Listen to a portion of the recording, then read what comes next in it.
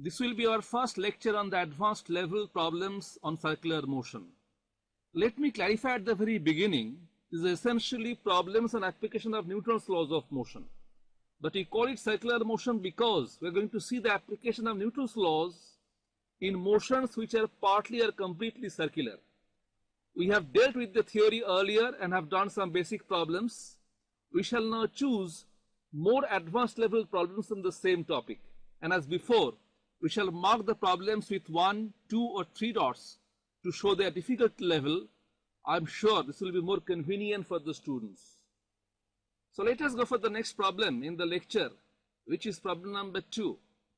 And this is telling that two particles describe the same circle of radius r in the same sense with the same speed v. Show that at any instant the relative angular velocity of one particle with respect to another is v by r. The question requires the application of little bit of vector algebra and applying the relation between linear and angular speed for circular motion. So let me put the problem in category 2 and draw a figure to understand the situation of the problem. Here is a circular path described by both particles, and suppose at any arbitrary instant t is equal to t, the particles are at these positions on their path. Both are traveling in the counterclockwise sense shown by this arrow, and I have used a blue dot for the particle 1 and a red dot for the second particle, that is particle 2. And at this instant, suppose the particles' positions are P1 for particle 1 and P2 for particle 2. O is the center of the circle described by either of them.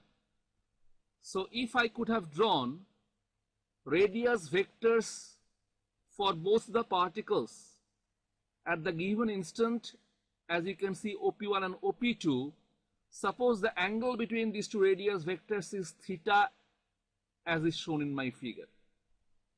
So that's the situation at any arbitrary instant t. And since they have said, well, there is more information, radius of the circle is capital R, and since the speed of both the particles are the same v, we can show the velocity vectors by two arrows of same length. The velocity vectors along the tangent, so particle 1 velocity vector is along the tangent at point P1, and for the particle 2 velocity vector points along the tangent drawn at the point P2 only. I'll be calling them the vectors V1 and V2, keeping in mind that in magnitude V1 and V2 are equal and each of them is equal to the given speed, that is v. But remember, as vectors, they are different because of their different directions. Hello students, you got a glimpse of our video lessons through this small lecture. We have hundreds of lectures like this one covering various topics of advanced school level and intermediate physics in our website.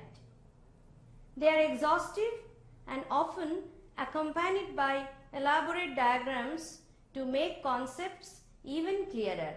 They are taught with passion and sometimes with a bit of fun.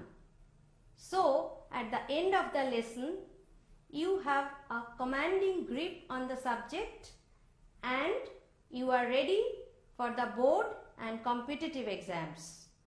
Subscribe at physicsacademyonline.com to access video lectures of highest standard on various topics of physics.